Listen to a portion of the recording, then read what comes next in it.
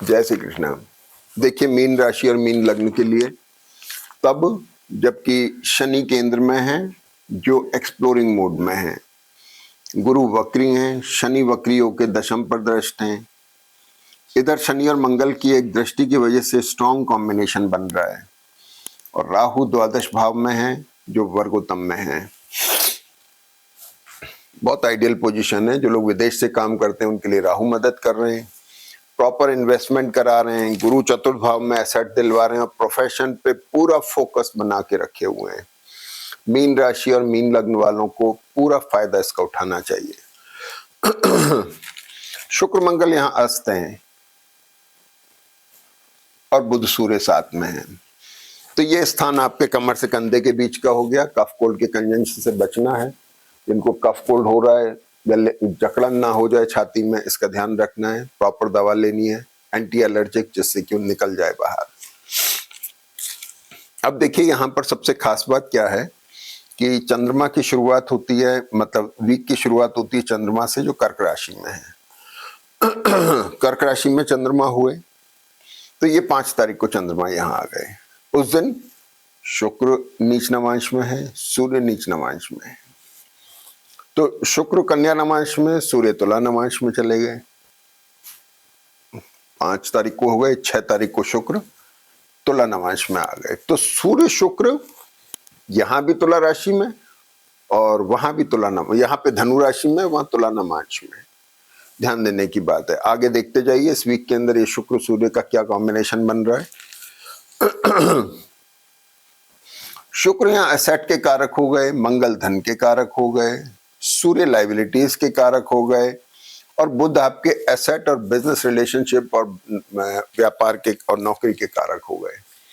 नौकरी पेशा लोग, जो लोग गवर्नमेंट सेक्टर में हैं, कॉर्पोरेट सेक्टर में, उनके लिए बहुत इंपॉर्टेंट वक्त है। जिनकी जन्मपत्री अच्छे मोड में है उनको निश्चित फायदा हो रहा है, लेकिन जिनकी नहीं भी है तो भी फायदा होगा, और नहीं तो स्टेबल हो जाएगा चार्ट, नेगेटिव नहीं हो पाएगा। तो वीक की शुरुआत चंद्रमा से हो गई। 5-6 तारीख को चंद्रमा शुक्र भी तुला नवांश में आ गए और 7 तारीख को चंद्रमा सिंह राशि में आ गए। 7 तारीख को चंद्रमा सिंह राशि में आ गए। 6 तारीख को दिन में 12:15 बजे चंद्रमा सिंह राशि में आ गए और 7 को ये वर्गोत्तम में चले गए 11:56 से 17:58। ये एक बहुत अच्छा वक्त है। हालांकि पंचमेश छठे स्थान में राहु केतु के बीच में है, लेकिन फिर भी चंद्रमा वर्गोत्तम में होने से इस समय को आप किसी नई शुरुआत, नए टाई अप्स, नए कॉन्ट्रैक्ट साइन करना, नई ज्वाइनिंग, इस तरह के किसी काम में ले सकते हैं। काम में अच्छा वक्त है। या छत पर डालते हैं, मुहूर्त जो काम चल रहा होता है कंस्ट्रक्शन, उसके लिए बहुत अच्छा वक्त है। अब यहाँ आ गए 7 को। 8 को चंद्रमा आ जाते हैं कन्या राशि में। यहां से बड़ी अच्छी पोजीशन बननी शुरू हो रही है प्लैनेट्स की। देखिए, यहाँ शनि की दृष्टि है, ये रिडिफाइनिंग मोड में चला गया शनि के साथ दृष्ट होके। पुनर्विचार चल रहा है, सोच विचार चल रहा है, नौकरी को लेके, एसेट को लेके, रिलेशनशिप को लेकर के, मतलब मैरिटल और बिजनेस रिलेशनशिप, बिजनेस में भी नए, अगर कोई व्यापार में है तो उनके नए कॉन्ट्रैक्ट बनना, नए टाई अप्स होना, नौकरी हो गई इनके अंदर। पेरेंट्स की जिनकी हेल्थ कमजोर है उनके लिए चंद्रमा थोड़ा सा परेशानी पैदा कर सकता है। तो ये चलने लगी, रिडिफाइनमेंट चलने लगा। कन्या राशि में चंद्रमा आ गए। अगले दिन क्या होता है कि 9 तारीख को बुध उच्च नवांश में आ गए। सेहत जिनकी खराब है अब थोड़ी ठीक होने लग रही है, बेटर हो रही है। रिलेशनशिप स्ट्रांग मोड में आ गए। Business tie ups, relationship, profession, ये चंद्रमा कन्या राशि में, कन्या के स्वामी बुध उच्च नवांश में चले गए। मंगल के साथ, शुक्र के साथ और स्ट्रांग हो गए और शनि गुरु से बड़े एक्सप्लोरिंग हो गए। मंगल शनि से भी स्ट्रांग हो गए, बुध यहाँ पे बहुत स्ट्रांग हो गए। तो कन्या राशि में जैसी चंद्रमा आए, पोजीशन बहुत अच्छी हो जाती है। इसका फायदा उठाना है। अगली बात, 9 तारीख को बुध कन्या नवांश में आ गए और 10 तारीख को शुक्र वर्गोत्तम में हो गए। यहाँ शुक्र देखेंगे तो वर्गोत्तम में हो गए। तुला नवांश में चल रहे हैं, सूर्य भी तुला नवांश में है, शुक्र यहाँ पे वर्गोत्तम में आ गए। शुक्र आपके 8th लॉर्ड हो गए, 2nd 3rd लॉर्ड हो गए, एसेट दिला रहे हैं, एसेट क्रिएशन की तरफ है।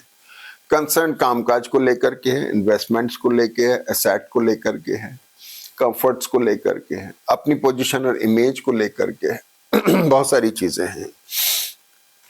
तो गुरु देख करके आपकी इमेज को बढ़ा रहे हैं, आपको प्रेस्टीज दे रहे हैं, रेपुटेशन दे रहे हैं, इंपॉर्टेंट बना रहे हैं। और अगर जन्मपत्री की दशाएं अच्छी चल रही तो निश्चित तौर पे किस प्रमोशन लाइक एक्टिविटी भी हो सकती है। अब देखिए यहाँ पर शुक्र वर्गोत्तम में आ गए, शुक्र वर्गोत्तम में आ गए। इसके बाद में 11 तारीख को चंद्रमा जो है तुला राशि में आ जाते, चंद्रमा तुला राशि में आए, शुक्र ऑलरेडी वर्गोत्तम में है, तो चंद्रमा कन्या और तुला के स्ट्रॉन्ग मोड में है।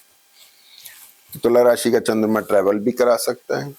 इस पर गुरु राहु की दृष्टि थोड़ा पेट खराब कर सकता है, थोड़ा सा इंडाइजेशन दे सकता है, डिससेटिस्फैक्शन मेंटली दे सकता है, लीवर के पेशेंट्स को थोड़ा परेशान कर सकता है। लेकिन चंद्रमा यहाँ पर बहुत अच्छे मूड में है। तो चंद्रमा यहाँ पर तुला राशि में वर्गोत्तम में सुबह 11:30 बजे तक। फिर 11 तारीख को ही सुबह 8:30 बजे सूर्य भी धनु राशि में वर्गोत्तम में आ जाते हैं। सूर्य यहाँ पर वर्गोत्तम में आ जाते हैं। तो अब आप देखिए शुक्र वर्गोत्तम में, सूर्य वर्गोत्तम में है, उधर नवांश कुंडली में भी दोनों साथ हैं। इंपॉर्टेंट कॉम्बिनेशन है। सूर्य वर्गोत्तम में आ गए, 6th लॉर्ड, प्रोफेशनल चेंज आके बेटर हो रहा है, ठीक है। और फिर इसके बाद रात को 11 बजे मंगल भी वर्गोत्तम में चले जाते हैं। अब तो भाई बात स्ट्रांग पोजीशन हो गई है, धन की भी स्थिति हो रही है, काम भी ठीक हो रहा है। अगर आपकी जन्मपत्री की दशाएं अच्छी हैं, मैं नहीं समझता इससे कोई और बेटर पोजीशन होगी प्लैनेट्स की, लेकिन ये कमजोर पोजीशन नहीं है। आपको इसका पूरा फायदा उठाना चाहिए और अपने प्रयासों से इसे थोड़ा सा और बेटर बनाने की कोशिश करनी चाहिए। जय श्री कृष्ण।